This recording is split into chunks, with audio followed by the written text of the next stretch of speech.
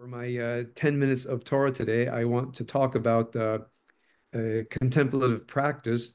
I actually used to teach this at the AJR and at the old AJU and many times, and I have a nice, beautiful little handout, and I'm adding things to what I'll be discussing at the Yamim Noraim, the Days of Awe. So one thing I will do is give an extended session on contemplative practice. Other things that have been added to it is a Jewish interpretation of the Eightfold Path in Hinduism, as well as the idea of civic virtue as presented in the work of Leo Strauss, including summarizing the journey that we're taking from the Tisha B'Av to our to the high holidays. So every time I give a talk, something interesting comes up, I am adding it to my list. If you look at our Shabbat update, you'll see we're doing things quite differently this year. And I'm looking forward to having an extended time to teach pretty much to my heart's content. The last night I was talking about the practice of the what I call in English the higher self, examining, contemplating, observing the so-called unconscious ego self, and bring the processes of the unconscious ego self to the conscious mind. There's a similar Buddhist practice called Vipassana. The Jewish practice is called Hitbonenut. It's the word root of Hitbonenut is the Hebrew word bain, bet, yud, nun, which means between. This is also the root of the Hebrew word lehavim, which means to understand, but it really means to discern, to see the distinctions between things. And then the lehitbonen takes this discernment and turns it inwards, a reflexive verb. And you'll find in the many works of Hasidic masters, the idea of Hitbonenut it's not really well developed, I think, until the time of Rabbi Nachman of Bratslav, who is probably the greatest teacher of Hitbonenut. And I want to share with you 4 levels of inner life practice that I've taught for many years and just haven't taught it recently at Or HaTorah. So this begins with people saying to me they have a really tough time with liturgy. They look at the words of the liturgy, they don't mean much to them. It's as if they're reading, studying the words of somebody else, as opposed to something that comes from the heart.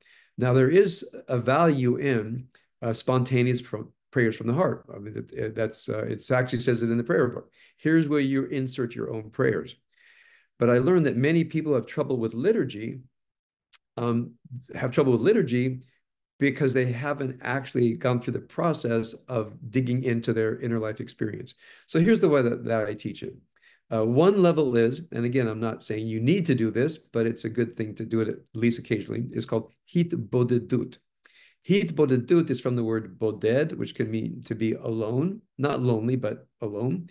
And the Hebrew word, for example, livoded can also mean to insulate, for example, electrical wiring. And so hitbodedut, reflexive, is that you are insulating your consciousness from the outside world and also from the inner world.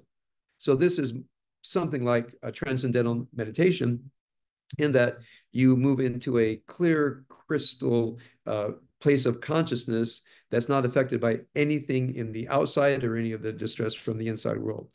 So Rabbi Nachman calls that hitbodedut. And other teachers, although the word hitbodedut has other meanings as well. So I'm taking these words of Hasidic practice and I'm adopting them to my own teaching, because there's no real canonical teachings of these terms. So I use hitbodedut for what people mean when they talk about meditation, as in transcendental meditation. The next step down is hitbonenut. And hitbonenut for me is when we move into the higher self. And the first step is to observe what's happening in the unconscious ego self. So you are turning inward and observing what's happening in the unconscious ego self. And typically the things that come up are things that distress us. For example, anger, resentment, fear, shame, guilt, envy, etc. And one over time learns to isolate as much as possible these different distressing ego states. And a core part of what I teach in wisdom work is how to exert interventions. Once you notice a distressed ego state, then we actually go back down into it and rewire it. Now, I call this an inner life practice working with ego states, but it's directly from the Hasidic practice of hitbonenut. That's the origin for me. It's a tough word for many people, so I don't use it when I teach wisdom work, but that's what this is. It's a hitbonenut practice. Now, the next step down from hitbonenut in the way that I teach tefillah, engaging the prayer book, is what Rabbi Nachman calls hishtapchut nefesh. Again, a difficult word to pronounce. Lishpoch means to pour out. And you'll find in Psalms pouring out the soul. Lishpoch, which means to pour something outward. Hishtapchut means to pour out something from within. Hishtapchut nefesh, the pouring out of the soul. I first learned this practice when I read Reb Zalman's book, The First Step. If you can find it anywhere and you use online bookstore, I don't believe it's on, it's an ebook, but if you can find The First Step by Reb Zalman Schachter Shalomi, get it. It's a book that was, I had never done this practice, so it was life-changing for me. I read it in 1985, and I've been working that practice ever since. So here's what Hishtapchut nefesh is. For me, you start with maybe hitbonenut, you insulate consciousness, go down to hitbonenut, and you are higher self watching the unconscious ego self. And then as you're in this, you try to say one sentence that purely expresses what's happening in the unconscious ego self. So the deepest truth you know at that moment. Now, sometimes it's a very painful truth, something that's rumbling inside of you that needs to be said, and you say it from your heart into the heart of the universe. And one thing that happens as you're looking for that, I remember when I began trying it, I would say pious things that I thought I'm supposed to say. And I could just feel that my heart and my consciousness were not aligned.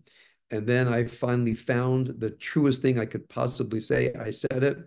As with many people try this, I broke into tears. I remember sitting in my little apartment on Sherborne Avenue, and I just felt something inside me had broken through, and it just gushed up.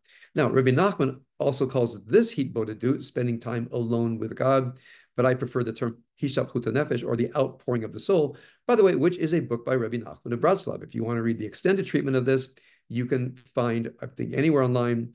It's a very, very well-known book in Breslaver circles, The Outpouring of the Soul in English, hishtapchut nefesh in Hebrew. Now, the fourth level for me, therefore, is liturgy. Now, when you go through all of these steps and you hit liturgy, you find that one thing that liturgy does is it actually helps you in this process as a way of focusing consciousness. And I'll give you, with the 2 minutes I have left, just a brief example. And again, this is an extended teaching, which I will perhaps give the extended version of the High Holidays. So I'm going to give you a Hasidic interpretation of Shema Yisrael. Now, the Hebrew word Shema, which means hear, but different from lahakshiv, which means to hear. Lishmoa means to hearken. So the Hebrew word for discipline is mishma'at.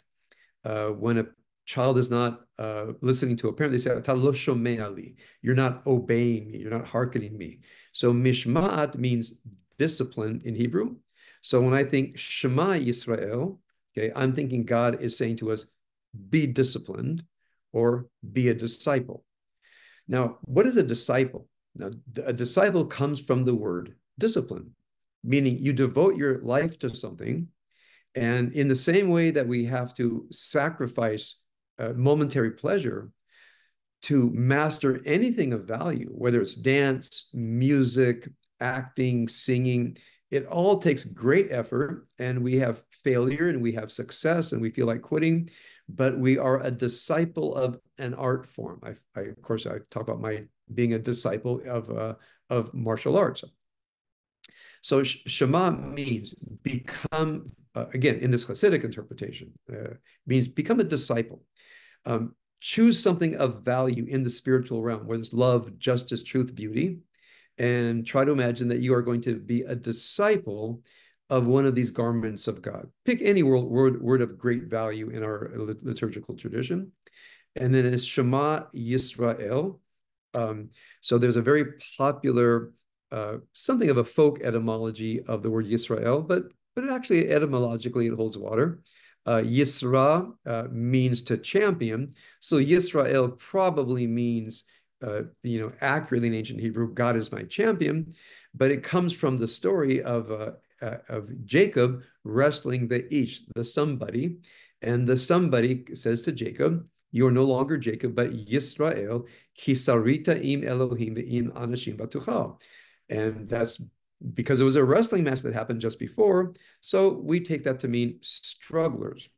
So there's a very well-known book back in the day called God Wrestlers, God Strugglers. My only critique of the book is very few people who proclaim to be God wrestles actually did very little wrestling with God. So what were they wrestling with, if not with God? Many people were somewhat agnostic. So I think the way that I'm going to share with you is you're wrestling with becoming a disciple. So try to imagine Shema means become a disciple, Yisrael, those who fight back. Something in you doesn't want to do it. Now, let's say you start there. So instead of Shema Yisrael, just going to say Shema Yisrael. But I tried this today when Abigail was davening. I went back to this old practice of mine, and when she was singing Shema Yisrael, I was saying to myself, become a disciple. Become a disciple. And then when it said Yisrael, once I chose my word of which I wanted to become a disciple, I could feel the pushback. I could feel how hard it's going to be to me to actually become a disciple of that word. Now, you can see that this could lead to hishtapchut nefesh, where I could struggle with this word that is calling me to discipleship, to have mishma'at, to have discipline. Say a few words to the God of the universe to move out of liturgy, and then to hidbonanut, to go to my higher self, look down in my unconscious ego self, and look at the resistances to the word that I chose for myself this morning. So if you want to try this, so this is called davening the heart of the prayer, by the way. The prayer says Shema Yisrael.